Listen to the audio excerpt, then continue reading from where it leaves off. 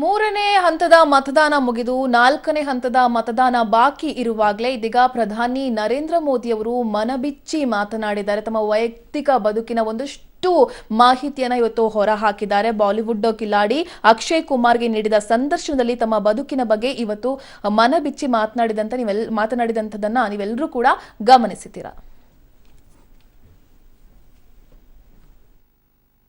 मैं अभी आपकी बात में सुन रहा हूँ तो मुझे लगता है अगर आप प्रधानमंत्री नहीं होते तो जिस हिसाब से आप बता रहे हो तो सन्यासी ज़्यादा लगते थे, मतलब सन्यासी बन जाते थे अगर आप। वैसे मैं क्या बनता ये कहना अभी कठिन लग रहा है, क्योंकि जो सोचा नहीं वो बन गया। वो तो हमेशा होता है, मेरे साथ भी। मैं भी आपको अगर एक किस्सा सुनाऊंगा तो मेरे साथ भी ऐसा ही कुछ हुआ है। मैं क्या बनने वाला था, मैं एक मार्शल आर्ट का टीचर बनना चाहता था, कहाँ मैं फिल्मों में आ गया और फिल्मों में आते आते हीरो बन गया। आपकी लाइफ को मैं अभी आपकी बात में सुन रहा हूँ तो इतना बड़ा आपका घर है।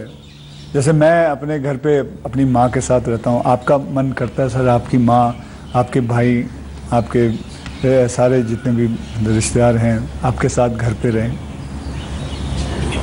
पहला है कि अगर मैं पीएम बनकर के घर से निकला होता तो स्वाभाविक रूप से मेरा मन रहता कि भाई सब वही रहे। मैं एक जिंदगी की बहुत छोटी आयु में सब कुछ छोड़ चुका हूँ, बहुत छोटी आयु में। मैं घर मन नहीं करता माँ, बहुत छोटी आयु में छोड़ दिया। छोड़ दिया, उसके कारण वो जिंदगी ऐसी थी जो टोटली डिटैच बन गई है। और इसलिए जिसको कहे लगाव, मोह, माया, क्योंकि मेरी वो जो जिंदगी में जो घर छोड़ करके निकल गया था, वो जो ट्रेनिंग हुई वो उस प्रकार की हुई। और उसके कारण एक अवस्था के बाद छोड़ना है तो मुश्किल जाता है। उस समय जब छोड़ा तब, लेकिन अब जिंदगी वो बन गई। लेकिन फिर भी कभी माँ को बुला लिया था मैंने, कुछ दिन उनके साथ बिताए थे मैंने। पर फिर भी जैसे मेरी माँ मुझे कहता है भाई तुम मेरे पीछे क्यों समय खराब करते हो, और मैं यहाँ क्या करूँगी तुम्हारे साथ रह के। मैं अपना चली जाती हूँ, मैं अपने पुराने गांव के जो लोग हैं कभी यहाँ मिलने आते तो बातें होती है, अपनी बातें होती, तुम्हारे साथ मैं क्या बात करूँ। तो स्वाभाविक है किसी का मन मेरे साथ नहीं लगेगा। तीसरा, मैं भी समय नहीं देता। जितने दिन माँ यहाँ रही मैं अपनी शेड्यूल में ही लगा रहता था, तो एक आध बार साथ में खाना खा लेता था। फिर भी ये भी कोई पेन होता था कि मैं रात को 12 बजे आता हूँ तो माँ को दुख हो रहा है कि क्या कर रहा है।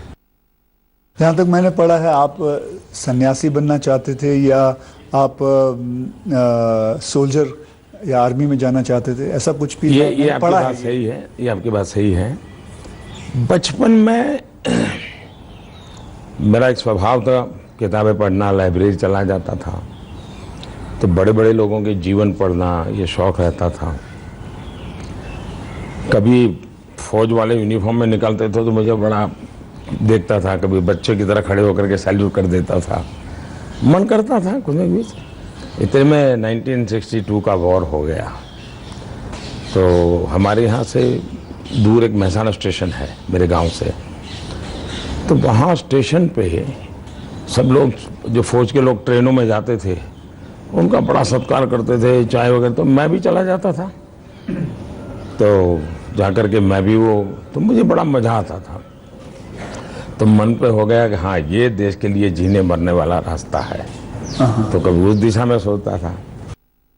अभी भी उनके साथ कभी चाय पीना? बहुत अच्छे दोस्त हैं हम लोग, साल में 1-2 बार साथ खाना भी खाते हैं। अच्छा। हाँ, अब मैं खैर वो फॉर्मल होता है, क्योंकि हम तो कैमरा में देखते हैं, हम तो मीडिया के साथ, मीडिया जो दिखाती है हम तो वही देखते हैं, हमको तो पता ही नहीं होता। बहुत पहले की बात है, तब तो मैं मुख्यमंत्री भी नहीं था, लेकिन किसी काम से मैं शायद पार्लियामेंट गया था